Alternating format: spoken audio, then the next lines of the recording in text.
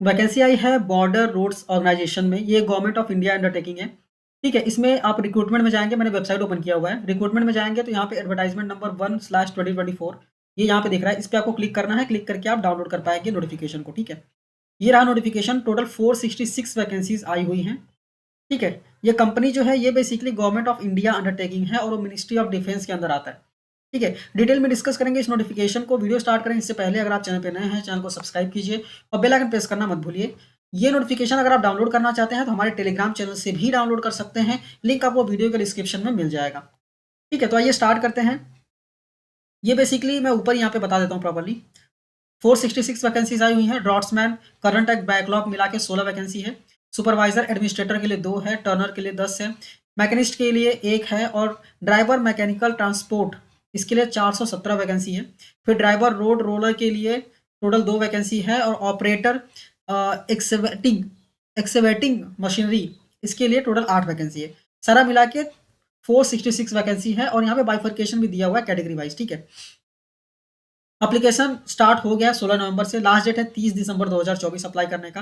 और last date of receipt of application सिर्फ ये स्टेट के लोगों के लिए ही है। ठीक है, तो एक बार आप स्टेट देख लीजिएगा। ये स्टेट के लोगों के लिए ही आया हुआ है वैकेंसी। तो अगर आप इन स्टेट्स में आते हैं तो ही आप अप्लाई कीजिएगा।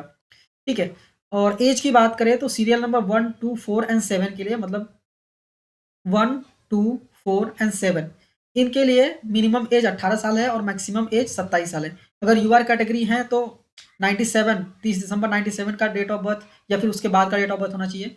ओबीसी है तो 30 दिसंबर 1994 के पहले मतलब के बाद ही पैदा होनी चाहिए। SC ST के हैं तो 30 दिसंबर 1992 के बाद का आपका बर्थ होना चाहिए। सीरियल नंबर 3 के लिए बात करें तो 18 साल और 25 साल का एज गैप है।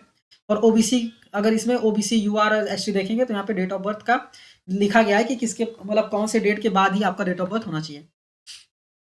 ठीक है, तो ये प्रॉपर्ली मुझे लगता है प्रॉपर्ली आपको समझ में आ गया होगा।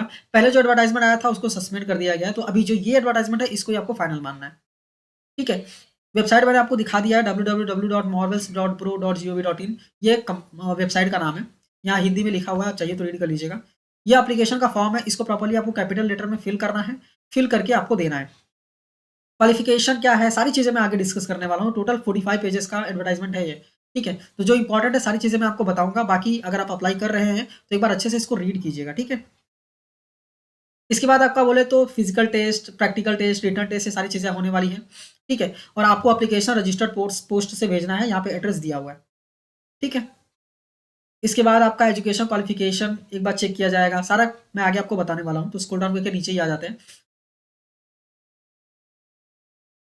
एज लिमिट रिलैक्सेशन बता दिया है मैंने आपको ऊपर ही। एज का रिलैक्सेशन भी यहाँ पे दिया गया है जो कि मैंने ऑलरेडी आपको बता दिया। डेट ऑफ बर्थ पूरा डेट लिखा हुआ था, उसके बाद का अगर बर्थ है आपका तो आप डेफिनेटली अप्लाई कर सकते हैं। एप्लीकेशन फीस की बात करें तो जनरल EWS और एक्स सर्विसमैन के लिए 50 रुपये, ओबीसी के लिए 50 रुपये, बाकी सबके लिए नील है। ठीक है, पे करने के लिए यहाँ पे लिंक दिया हुआ है, ये आप क्रोम में टाइप कीजिएगा, टाइप करके पे कर सकते हैं, कोई दिक्कत नहीं है। हिंदी और इंग्लिश में एप्लीकेशन फिल कर सकते हैं। ठीक है, इसके बाद कैंडिडेट को बेसिकली जो सेंड करना है वो तो बता दिया गया है। एनवलप पे आपको ऊपर प्रॉपर्ली ऐसे लिखना पड़ेगा कि किस एप्लीकेशन किस चीज़ के लिए आप कर रहे हैं, कौन सी कैटेगरी में है। ठीक है, वो सारी चीज़ आपको फिल करके देनी है। इसके बाद क्या क्या डॉक्यूमेंट्स लगेंगे प्रोड्यूस करने के लिए रिक्रूटमेंट के टाइम पे, वो भी यहाँ पे लिखा हुआ है, तो एक बार देख लीजिएगा। रिक्रूटमेंट प्रोसेस जो है वो यहाँ पे बताया गया, जैसे रिटन एग्जाम होने वाला है। इसके बाद फिजिकल इफिशिएंसी टेस्ट होगा, प्रैक्टिकल ट्रेड टेस्ट होगा, एज प्लस एक्सपीरियंस भी देखा जाएगा। ठीक है, मेडिकल स्टैंडर्ड्स भी देखे जाएंगे। सारी चीज़ें नीचे आपको बताई गई हैं कि कितना स्टैंडर्ड होना चाहिए, क्या होना चाहिए। प्रोबेशन पीरियड 2 साल का होगा सिलेक्शन के बाद। ठीक है, अगर आप अप्लाई कर रहे हैं तो एक बार प्लीज़ अच्छे से रीड कीजिएगा, उसके बाद ही अप्लाई कीजिएगा। ठीक है, अभी देखिए यहाँ पे क्वालिफिकेशन बताया गया है। अगर आप ड्राफ्ट्समैन के लिए अप्लाई कर रहे हैं तो 10+2 का होना चाहिए साइंस सब्जेक्ट में। एंड 2 साल का सर्टिफिकेट होना चाहिए इन आर्किटेक्चर, या फिर possessing 2 years national trade certificate है तो आप ड्राफ्ट्समैन के लिए अप्लाई कर सकते हैं। सुपरवाइजर एडमिनिस्ट्रेटर के लिए डिग्री चाहिए। ठीक है, रिकॉग्नाइज्ड यूनिवर्सिटी से। टर्नर के लिए टर्नर का सर्टिफिकेट चाहिए। मैकेनिस्ट के लिए मैट्रिकुलेशन या एंड मैट्रिकुलेशन एंड मैकेनिस्ट का सर्टिफिकेट है तो अच्छी बात है। या फिर डिफेंस ट्रेड सर्टिफिकेट चाहिए।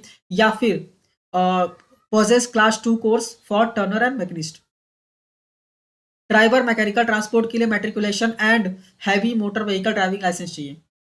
ड्राइवर रोड के लिए भी matriculation plus heavy road motor drive vehicle का लाइसेंस चाहिए। ऑपरेटर एग्जीक्यूटिंग मशीनरी के लिए matriculation and purchasing a heavy motor vehicle driving licence, या फिर driving licence for dozer excavator, या फिर having pass class 2 course of operator and operator executing machinery.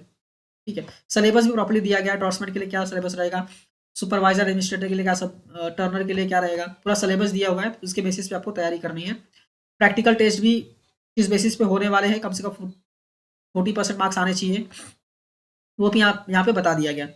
पे scale क्या होगा, ड्रॉट्समैन के लिए 29,000, ये बेसिक बताया गया है। ठीक है, तो बेसिक के अलावा भी आपको बहुत सारी चीज़ें मिलती हैं, तो आपका सैलरी अच्छा खासा जाएगा, डोंट वरी। तो ड्रॉट्समैन सुपरवाइजर एडमिनिस्ट्रेटर, ड्रॉट्समैन के लिए 29,200 मिनिमम है, 92,300। सुपरवाइजर के लिए 25,500 बेसिक है, टर्नर के लिए 19,900 बेसिक है, मैकेनिस्ट के लिए भी 19,900, ड्राइवर मैकेनिकल ट्रांसपोर्ट के लिए भी 19,900। ये बेसिक बेसिक दिया गया है। ठीक है, इसके बाद फिजिकल इफिशियंसी टेस्ट की बात करें तो 1 माइल का रन करने वाले, मतलब 1.6 किलोमीटर रन कराने वाले हैं, और 10 मिनट की अवेलेबिलिटी रहेगी।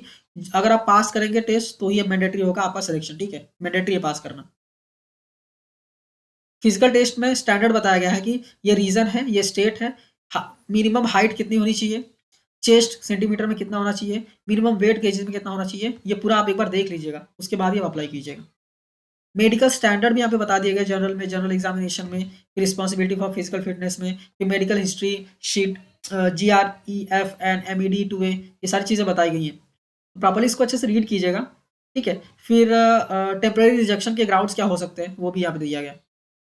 और ये नोटिफिकेशन है, ये बेसिकली ये जनरली क्या करते हैं, एक एक पेज में नोटिफिकेशन निकालते हैं, उसके बाद डिटेल देते हैं। तो ये एक पेज वाला नोटिफिकेशन है, बाकी ये डिटेल वाला नोटिफिकेशन है। तो प्रॉपर्ली तो मैंने रीड कर दिया है, फिर भी अगर आप अप्लाई कर रहे हैं ना, तो एक बार अच्छे से रीड कीजिए, उसके बाद ही अप्लाई कीजिए। तो उम्मीद करता हूँ कि नोटिफिकेशन आपको अच्छे से समझ में आ गया होगा। अगर ये वीडियो अच्छी लगे तो इस वीडियो को लाइक कीजिए, अपने दोस्तों के साथ भी शेयर कीजिए, और ऐसे ही जॉब से रिलेटेड नोटिफिकेशंस को देखने के लिए चैनल को सब्सक्राइब करना मत भूलिए, और टेलीग्राम चैनल ज्वाइन करना मत भूलिएगा, वहाँ पे सारे PDF हम शेयर करते हैं। ठीक है, तो मिलते हैं नेक्स्ट वीडियो में। Thank you for watching and all the best.